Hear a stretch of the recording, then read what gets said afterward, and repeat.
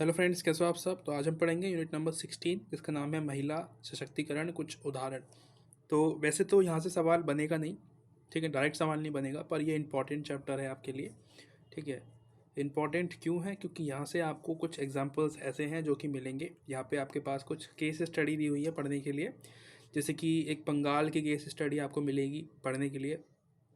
बंगाल में किस तरीके से जो है महिलाओं के एम्पावरमेंट के लिए काम किया गया। ठीक है, वहाँ पे किस तरीके से महिलाओं को शिक्षित किया गया कि वो कैसे जो सिचुएशन होती है, जो परिस्थितियाँ होती है, उनसे लड़ सकती है। ठीक है, लड़े कैसे लड़े, क्या तरीके होने चाहिए, क्या क्या जो एक्टिविटी है वो उनको करनी चाहिए, क्या चीज़ों का ध्यान रखना चाहिए, वो सब चीज़ें जो है वो यहाँ पे आपको मिलेगी पढ़ने के लिए। ठीक है, केस स्टडीज़, इससे क्या होगा, आपके पास एग्जांपल्स होंगे देने के लिए एग्ज़ाम में कि यहाँ से बंगाल में इस तरीके से महिलाओं के एम्पावरमेंट के लिए काम किया गया।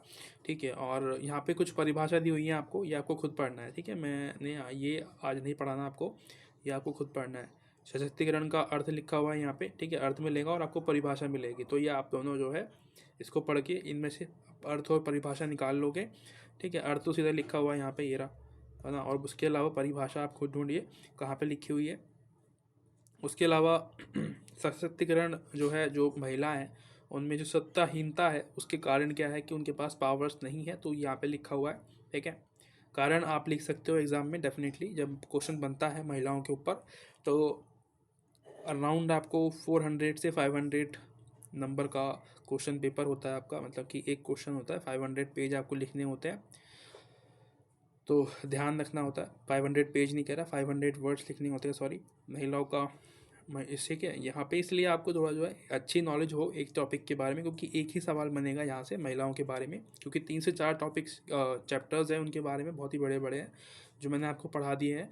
दो तो पहले ही करा दिए हैं, एक मैंने लीव कर दिया है, और ये वाला मैंने पढ़ाया नहीं है। ठीक है, इससे अगले वाला चैप्टर शुरू करेंगे फिर हम, राइट।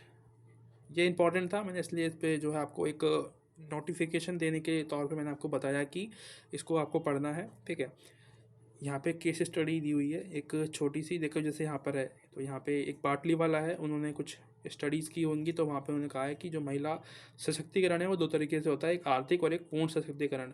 आर्थिक मतलब वो उनको जॉब्स दी जाए, ठीक है, जॉब्स दी जाए या फिर बिजनेस के लिए तैयार किया जाए, सिखाया जाए, एंटरप्रेन्योरशिप कराया जाए, उनको लोन दिया जाए ताकि वो आर्थिक रूप से मजबूत हो। अगर आर्थिक रूप से मजबूत हो सकती हैं तो फिर उसके बाद उनका जो एक पूर्ण रूप से मजबूतीकरण आपको देखने को मिलेगा। ठीक है, सशक्तिकरण आपको देखने को मिलेगा। ठीक है, जैसे कि कोई प्राइम मिनिस्टर है किसी, जैसे इंडिया है, इंडिया में गांधी, जो इंदिरा गांधी थी वो हमारी प्राइम मिनिस्टर थी, वो पूर्ण इनको कह सकते हैं सशक्तिकरण थी। और जैसे कि MP MLAs होते हैं वो महिलाएं होती हैं, वहाँ पे भी वो होती हैं, पूरी पूर्ण तरीके से सशक्तिकरण उनके पास होता है, सिर्फ आर्थिक रूप से ही नहीं, सामाजिक राजनीतिक हर तरीके से वो मजबूत होती है, उसी को हम सशक्तिकरण कहते हैं। आर्थिक रूप से सिर्फ फाइनेंशियली वो मजबूत हो सकती है, उसके बाद फिर वो पूर्ण रूप से मजबूत दिखेंगे आपको। ठीक है, सामाजिक रूप से भी, आर्थिक रूप से भी, और सांस्कृतिक रूप से भी। ठीक है, तो ये सारे टॉपिक्स आपको पढ़ने हैं खुद से। ऐसे ही यहाँ पे भी एक स्टडी की हुई है, तो ये आप पढ़ेंगे। और एक टॉपिक था यहाँ पे केस स्टडी का, हाँ ये यहाँ पे ये आपको पढ़नी है डेफिनेटली। ये केस स्टडी है, आप एग्ज़ाम में इसका इस्तेमाल कर लेना। ठीक है, देखो पूरा रटने का मतलब नहीं है, यहाँ पे बस आपको समझना है कि जो बंगाल है, बंगाल में किस तरीके से जो है काम किया गया महिलाओं के एम्पावरमेंट के लिए, और क्या कैंपेन चलाए गए, कैसे साबित हुए वो। ठीक है, महिलाओं ने क्या प्रदर्शन किया उसके अंदर, गरीबी कम हुई उनकी, उनके साथ शोषण जो हो रहा था वो कम हुआ कि नहीं हुआ। ठीक है, तो ये जो ना, ये जो केस स्टडी है ये रियल लाइफ पे बेस होती है, तो ये सच में बंगाल में हुई थी एक बार, और उसमें फिर जो है जो निष्कर्ष निकला उसको यहाँ पे इन्होंने लिखा हुआ है किस किस तरीके से वहाँ पे काम किया गया था और वो सक्सेसफुल हुआ या नहीं हुआ। तो ये आपको पढ़ना है।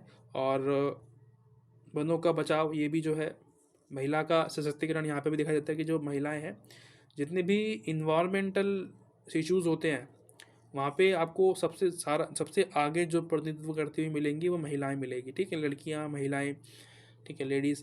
तो ये भी इम्पॉर्टेंट है, यानी कि जब चिपको आंदोलन की बात करते हैं हम, चिपको मूवमेंट की बात करते हैं, तो वहाँ पे भी आपको मिलता है। उसके अलावा नर्मदा, नर्मदा डैम जो था नर्मदा नदी के ऊपर, तो उससे भी आपको सबसे आगे जो प्रतिनिधित्व करती मिलेंगी वो महिला थी। जितने भी, कहने का मतलब ये है, जितने भी नेचुरल इश्यूज़ होते हैं, ठीक है, इन्वायरमेंटल इश्यूज़ होते हैं, वहाँ पे आपको महिलाएं ही सबसे आगे दिखाई देती हैं। तो ये वही बताएगा आपको। तो ये क्या दिखाता है कि महिलाएं एम्पावर है, वो भी वो सभी कर सकते हैं जो कि एक पुरुष करता है।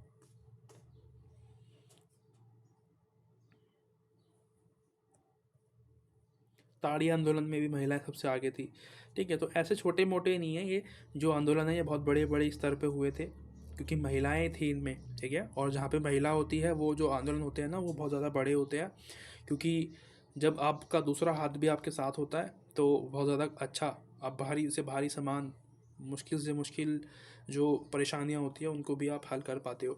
तो ये आपको एक एग्जांपल के तौर पे आपको पढ़ना है कि कहाँ कहाँ से मुझे एग्जांपल्स मिल सकते हैं। तो ये एग्जांपल आपको देंगे, बाकी आपका जो मेन मैंने जो बेस था वो तैयार कर दिया था पहले ही, ठीक है। चैप्टर नंबर इससे पहले जितने भी थे, ठीक है, वो मैंने आपको पढ़ा दिए थे। आप ध्यान से इसको पढ़ लेना और मेरी वीडियो देख लेना, इसके बाद भी आएगी, इससे पहले वाली भी अगर नहीं देखी है आपने तो आशा करता हूँ वीडियो पसंद आए होगी आपको, या फिर नहीं आई होगी तो आप मुझे बता सकते हैं कमेंट करके। पसंद आएगी तो आप लाइक करोगे, सब्सक्राइब वगैरह कर लोगे, ठीक है। उसी के साथ हम मिलते हैं अगली वीडियो में, तब तक के लिए thank you so much, tata bye bye.